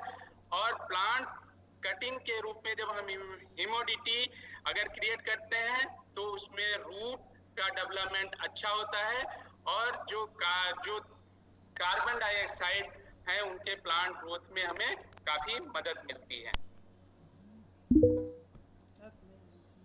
किसी भी प्लांट प्रोपोगेशंस के लिए हमें जो मीडियम है वो बहुत अच्छा होना चाहिए, जिसमें वाटर, जब हम प्रोपोगेशन, हाईटेक प्रोपोगेशन में कटिंग का उपयोग करते हैं तब उसमें हमें जो मिनरल्स है, जो न्यूट्रिशन है, वो हमें प्रॉपर ये इंश्योर करना होता है कि उसमें प्रॉपर न्यूट्रिशन और जो पानी है वो प्रॉपर जो है पहुंचे।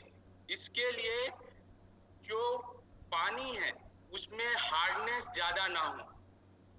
जहां हार्डनेस है वहां पर हम क्या कर सकते हैं कि जो हमारा पॉली हाउस बना हुआ है, जो रेन हार्वेस्ट है, जो पानी बरसात के समय हम उसको एक जगह कलेक्ट कर लें और जहां पर अंडरग्राउंड में, जहां पर हम उसकी हार्डनेस को चेंज नहीं कर सकते, वहां पर जो वर्षा से एकत्र किया हुआ पानी है उसको मिक्स करके हम यूज कर सकते हैं। इससे जो पानी है उसका पीएच 6.4 से 8.4 से ज्यादा नहीं होना चाहिए। और जो न्यूट्रिएंट सप्लाई है उसको हम फागिंग के थ्रू हम प्लांट्स में, चाहे वो सीड्स बेड्स हो या प्रोटेक्टेड कल्टीवेशन हो, उसमें हम अच्छी तरीके से देना चाहिए। उसके साथ साथ हमें ऐसा इन्वायरमेंट क्रिएट करना चाहिए जिससे जो हमारे माइक्रो ऑर्गेनिजम्स हैं, जो बैक्टीरिया हैं, फंजाई हैं, जो प्लांट्स के ग्रो के लिए महत्वपूर्ण है, उनको भी हमें प्रमोट करना चाहिए। ऐसा इन्वायरमेंट हमें, चाहे वो नर्सरी बेड के रूप में हो, चाहे प्रोपोगेशन हाईटेक प्रोपोगेशन में हो, हमें इसका ध्यान रखना चाहिए। टाइप्स ऑफ प्रोपोगेशन इन्वायरमेंट, एक मैनुअली कंट्रोल इन्वायरमेंट है जिसमें हमें ज्यादा जरूरत नहीं होती है। यहाँ पर हमें ऐसे स्थान का चयन करना होता है जहाँ पर थोड़ी सी सनलाइट, थोड़ी सी छाया और पानी देने की सुविधा होती है। ऐसी जगह पर हम यहाँ पर प्रोपोगेशन का उपयोग कर सकते हैं। दूसरी कंडीशन है सेमी कंट्रोल्ड इन्वायरमेंट। इसमें क्या है कि वहां पर प्रॉपर सनलाइट, इरिगेशन के साथ साथ हम सनलाइट को थोड़ा सा कम कर सकते हैं और उसमें हम थोड़ा जो बिना कुछ खर्च किए, बिना थोड़ी से पैसे खर्च किए हुए सिंपल फ्रेम तैयार कर सकते हैं, स्ट्रक्चर तैयार कर सकते हैं, जिससे अच्छी गुणवत्ता का हम प्लांट प्रोपोगेशन और नर्सरी। जो तीसरा सबसे महत्वपूर्ण है फुली कंट्रोल्ड इन्वायरमेंट। ये ऐसी एक विधा है, साइंस विधा है, जिसमें हमें कभी भी जलवायु का वेट नहीं करना होता है, क्योंकि कुछ ऐसे सीड्स होते हैं जो मौसम के अनुसार ग्रो किए जाते हैं, कुछ ऐसी कटिंग्स होती हैं जो सीजन के अनुसार डिपेंड होती हैं। लेकिन जो ये फुली कंट्रोल इन्वायरमेंट है, तो उस प्लांट, उस सीड, उस कटिंग्स के लिए हम वैसी कंडीशंस वहां पर अंदर पैदा करते हैं ग्रो चैम्बर के अंदर, जिससे हम उसमें साल भर बिना समय गंवाए हम प्रोपोगेशन करते रहते हैं। इसका बेनिफिट ये है कि इसमें हम कमर्शियली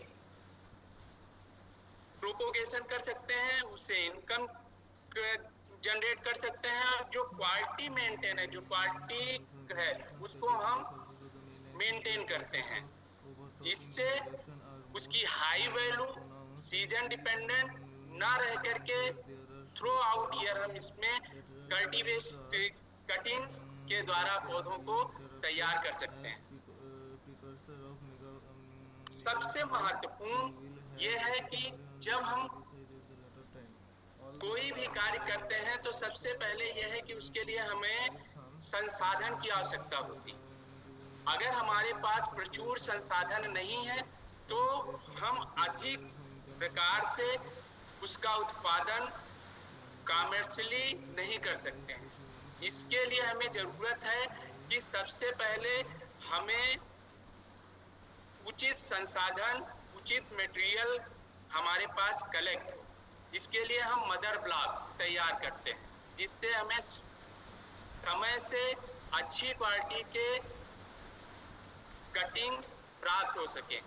ये मदर ब्लॉक का चुनाव हम नर्सरी एरिया के आसपास बनाते हैं, जिससे वहां से हम कटिंग ला करके और जो है एडवांस प्रोपोगेशन कर सकते हैं।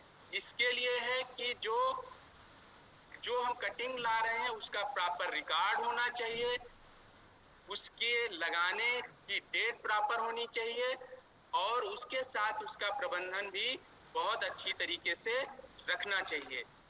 और ये भी रिकॉर्ड में होनी चाहिए कि ये किस प्लांट से हम इसकी ग्राफ्टिंग ले रहे हैं, बडिंग ले रहे हैं, कटिंग ले रहे हैं, और किस जगह से हम उसके रूट स्टॉक को साइन में यूज कर रहे हैं, जिससे हम पौधों को तैयार कर रहे हैं, इसका विशेष रूप से ध्यान रखना चाहिए।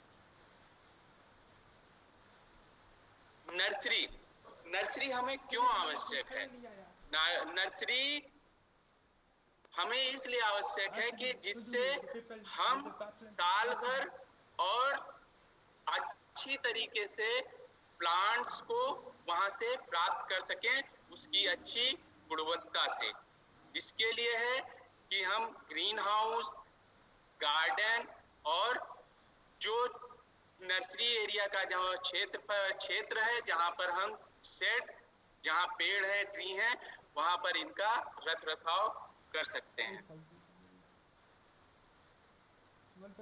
3 चीजें किसी भी नर्सरी मैनेजमेंट के लिए बहुत आवश्यक होती है।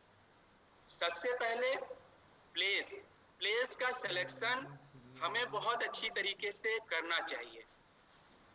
अगर आपने समुचित तरीके से स्थान जहां आप नर्सरी बना रहे हैं, उस स्थान का सिलेक्शन आपने नहीं किया और उसका प्रॉपर लेआउट नहीं ध्यान में रखा, तो भविष्य में हमें उसकी परेशानी होती रहेगी।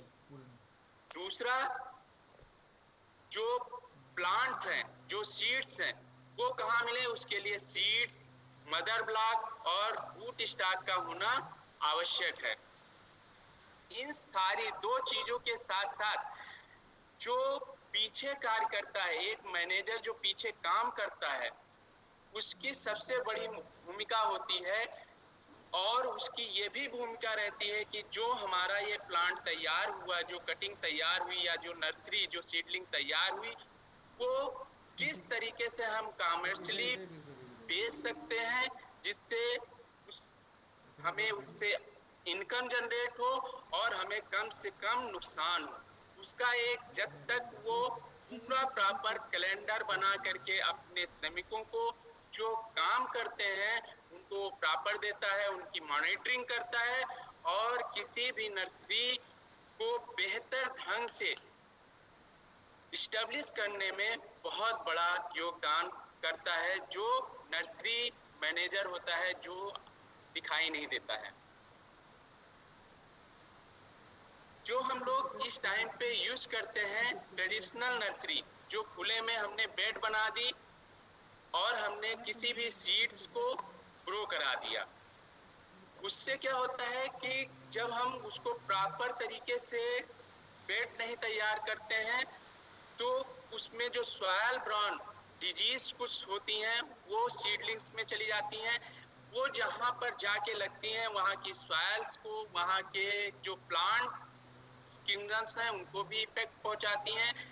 इसलिए हमें ये चाहिए कि जहाँ पर हम नर्सरी तैयार करते हैं, वहाँ पर अगर हम फील्ड में तैयार करते हैं, तो ये सुनिश्चित करें कि हम उसको फंजीसाइड, इंसेक्टिसाइड से ट्रीट करके ही हम सीड्स को बोएं, जिससे जो सॉइल ब्रॉन डिजीज होती हैं उनको कम किया जा सके।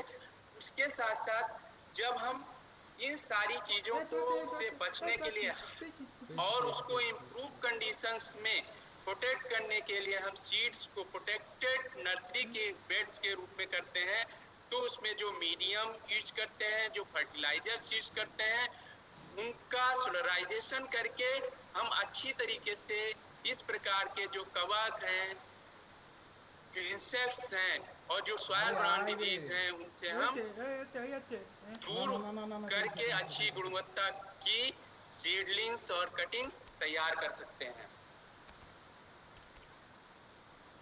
जो हमने बताया कि साइट सिलेक्शन बहुत महत्वपूर्ण रखता है। ये जो 5 फैक्टर है, water quality, sloping land, surrounding, wind flow और एक्सेस टू रोड, हम नर्सरी का सिलेक्शन ऐसी जगह पर करें जो रोड से कनेक्ट हो, जहां पर लोग आ करके पौधों को सुगमता से खरीद सकते हैं। दूसरा, हमें जो नॉर्थ साउथ वेस्ट है, जहां से पे हमें ऐसी जगह पर नर्सरी का चुनाव करना चाहिए जहां पर अच्छी तरीके से हवा का प्रभाव हो सके और अच्छी गुणवत्ता की सनलाइट हमें प्राप्त हो सके।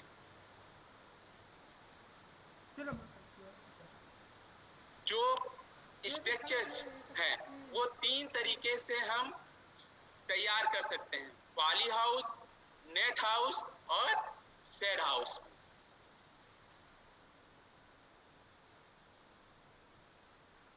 हाईटेक प्रोपोगेशन यूनिट जो हमें फुली, जो साल भर हम जिसमें कटिंग्स को तैयार कर सकते हैं, जो सीजन डिपेंडेंट नहीं होती है, उसके लिए हमें हाईटेक पॉली हाउस की को बनाना होता है, जिसके लिए जो आप ये चित्र देख रहे हो, इस तरीके से उसकी हम डिजाइन करते हैं। उसमें फैन, इंट्रेंस गेट, जो रूफ पॉलीकार्बोनेट शीट के द्वारा पैनल बनाए जाते हैं, कूलिंग पैड्स और मिस्टिंग जो फागर्स हैं, जिससे हम उसमें ह्यूमिडिटी और टेम्परेचर रिड्यूस करने के लिए ये सारी चीजें इसमें उपलब्ध होती हैं, जो हम टेम्परेचर जिस समय जिस स्थिति में हो उस प्लांट्स के लिए, उस कटिंग्स के लिए हम दे सकते हैं। इसका जो स्ट्रक्चर है उसके लिए हम 8 मीटर से ज्यादा या 26 फीट से ज्यादा नहीं होनी चाहिए, और इसके साथ साथ जो इसकी ऊंचाई वो 0.75 मीटर से अधिक नहीं होनी चाहिए। इसमें 2 mm की पाइप लगाई जाती है। इसका जो फ्लोर है, जो इसकी हाइट है, वो 15 फीट से अधिक नहीं होनी चाहिए। जो इसमें प्रोटेक्शन है पॉलीथीन या पॉली हाउस में, जिस समय टेम्परेचर्स बढ़ जाते हैं समर्स में, उस जगह पर हम इसमें नेट का भी उपयोग कर सकते हैं, और इसका जो ग्राउंड लेवल है उसको हम 1 फीट से ऊपर रखते हैं। लाइट का बहुत फैक्टर होता है किसी भी प्लांट्स को बढ़ने और उसको तैयार होने में। जब टेम्परेचर्स अधिक हो तब हम वहां पर 30%, 50%, 75% के सेट नेट उपयोग करके उसकी लाइट डेंसिटी को हम कम कर सकते हैं, जिससे हमारी जो कटिंग्स हैं, सीडलिंग्स हैं, वो अच्छी तरीके से तैयार हो सके। जो लाइट इंटेंसिटी जो लक्स मीटर पर हम प्रिजर्व करते हैं, जो देखते हैं, वो जो सीडलिंग स्टेज, जिस समय हम सीडलिंग या कटिंग लगाते हैं, 1 से 4 दिन पर उसकी लाइट इंटेंसिटी हमें 0 होनी चाहिए। 4 से 7 दिन में 5000 से 7000 के बीच में लाइट इंटेंसिटी होनी चाहिए। 8 से 9 दिन में जब थोड़ा सा सीडलिंग्स और कटिंग थोड़ी इंप्रूव हो जाती है, तो हमें 23000 लाइट इंटेंसिटी की आवश्यकता होती है, और जब 10 से 15 दिन में 40000 और 16 दिन से अधिक होने पर हमें 75000 के आसपास लाइट इंटेंसिटी की आवश्यकता होती है। फॉगिंग सिस्टम ये एक महत्वपूर्ण कारक होता है हाईटेक प्रोपोगेशन कराने में, क्योंकि जिस समय हम कटिंग लगाते हैं उस टाइम पर हमें बहुत कम वाटर की आवश्यकता होती है, लेकिन जैसे जैसे कटिंग के डेज बढ़ते रहते हैं, वैसे वैसे उसमें वाटर इंटेंसिटी और न्यूट्रिशन दोनों की आवश्यकता अधिक होने लगती है।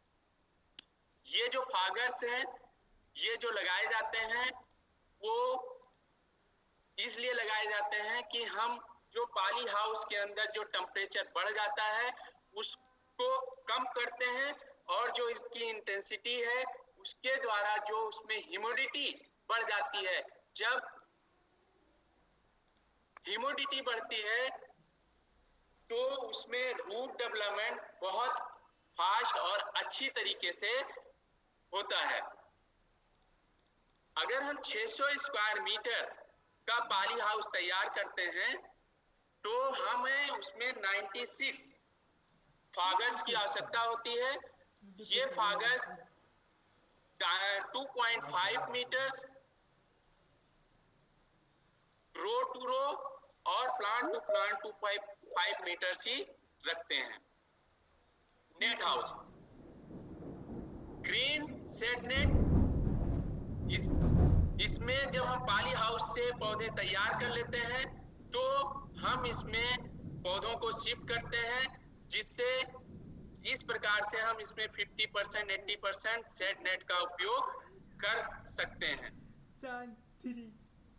रेड शेड नेट ये ऐसी जगह पर उपयोग होती है जहां पर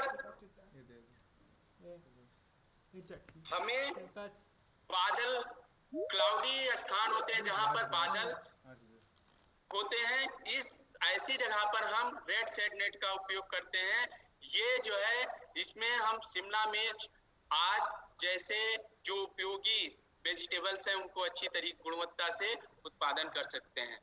व्हाइट शेड नेट ऐसी जगह पर उपयोग करते हैं और ऐसे पौधों के लिए उपयोग करते हैं जहां जो सन लविंग प्लांट्स होते हैं। सन लविंग प्लांट जैसे टमेटो एक प्लांट्स होते हैं, चिली है, ये सन लविंग प्लांट्स होते हैं जहां पर उनको सनलाइट अधिक आवश्यकता होती है। ऐसे स्थानों पर हम व्हाइट शेड नेट का उपयोग करते हैं। जो पॉलीथीन शीट्स हैं वो भी हम प्लांट जो सनलाइट है उसकी डेंसिटी को कम करने के लिए उपयोग करते हैं।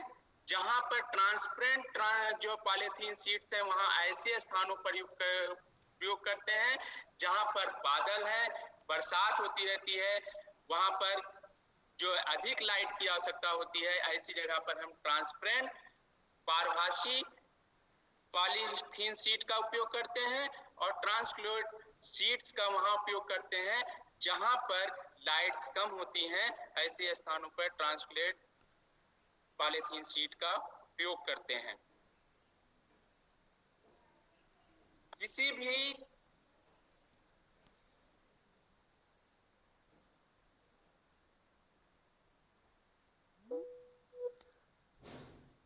वो अच्छी तरीके से न्यूट्रिशन, फर्टिलाइजेशन और वाटर फिल्ट्रेशन जिस मीडियम में अच्छा होगा वहां पर उसकी जो रूट डेवलपमेंट है, लीफ डेवलपमेंट है या सीडलिंग ग्रोथ है वो अच्छी हो जाती है।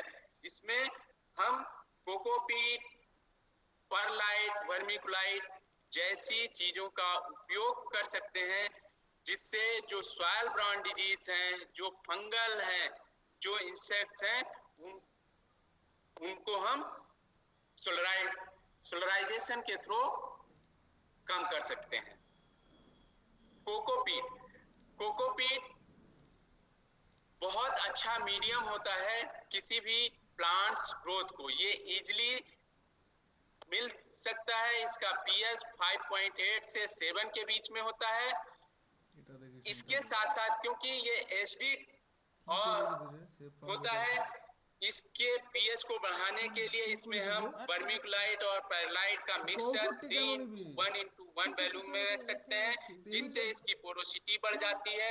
इसके जो वाटर होल्डिंग कैपेसिटी है वो भी बढ़ जाती है जिससे अंदर वाटर कंटेंट और मॉइस्चर टेम्परेचर्स अच्छी तरीके से डेवलप हो जाते हैं।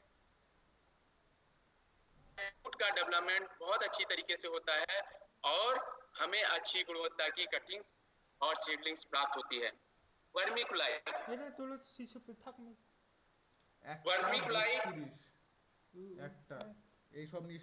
पोटेशियम, कैल्शियम और मैग्नीशियम की सहभागिता से बना होता है और इसका पीएच 7 होता है। इसके साथ साथ इसमें जो वाटर को एब्जॉर्ब करने की क्षमता होती है और इसके साथ इसमें जो रूट डेवलपमेंट की कंडीशंस होती है बहुत अच्छी हो जाती है। किसी भी मीडियम को ग्रो कराने के लिए जो उसमें अच्छी तरीके से जो कार्बन नाइट्रोजन का जो रेशियो होता है वो 30:1% होता है, उसका जो मिक्सचर होता है वो 25 से 50% होता है ग्रीन ऑर्गेनिक मैटर और 50 and 75% ब्राउन ग्रीन मैटर, जैसे फ्रेश ग्रास है, फ्रूट वेस्ट है, और जो ब्राउन मटेरियल होती हैं जैसे आपकी लीव्स है, सॉडस्ट है, इनके द्वारा हम अच्छी तरीके से होममेड अच्छी गुणवत्ता की खाद को तैयार करके हम सीडलिंग्स और कटिंग्स को अच्छी तरीके से उपयोग में ला सकते हैं। ये कुछ कंटेनर्स हैं जो हाईटेक पॉली हाउस में यूज होते हैं, इसकी सीडलिंग्स, इनकी कटिंग्स लगाने में हम इनका अच्छी गुणवत्ता से उपयोग करते हैं और इनको बार बार यूज करते हैं। कुछ ऐसे हैं जो मैरीगोल्ड्स और जो एनुअल टाइप्स के हैं उनके लिए हम प्लास्टिक प्रो ट्रे यूज करते हैं और उसमें सीड्स को बो करके कट करके हम सेल कर सकते हैं। ये डिफरेंट टाइप्स के कंटेनर हैं। ये लेआउट्स हैं, सीड बेड है जो ओपन कंडीशंस में हम सीड्स सोइंग कर सकते हैं और उनका रख रखाव कर सकते हैं। ये पॉली हाउस में कटिंग्स डिफरेंट स्टेज की लगाई गई है, जो कटिंग्स लगाई गई, फिर उसमें जो लीव्स, उसके बाद में उसमें ग्रोइंग कंडीशन बहुत फास्ट होती है। ये कुछ कटिंग्स हैं जो डिफिकल्ट प्रोपोगेट्स होती हैं, उनकी कटिंग्स हम पॉली हाउस में अच्छी तरीके से पौधों को तैयार करने में कर सकते हैं और अच्छी गुणवत्ता के कटिंग्स प्राप्त कर सकते हैं। ये कुछ इकोनॉमिकल प्लांट्स हैं जो फास्टली ग्रो करके हम अच्छी गुणवत्ता को सेल कर सकते हैं कमर्शियली और इनकम प्राप्त कर सकते हैं।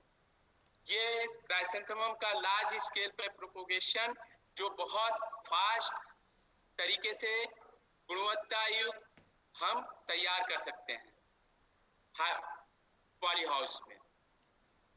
ये सीडलिंग्स, ये कुछ डिफरेंट स्टेजेस प्लांट्स के हैं जो हार्डनिंग्स पॉली हाउस से निकाल करके हम शेड नेट में हार्डनिंग्स के लिए पौधों को रखते हैं। Thank you.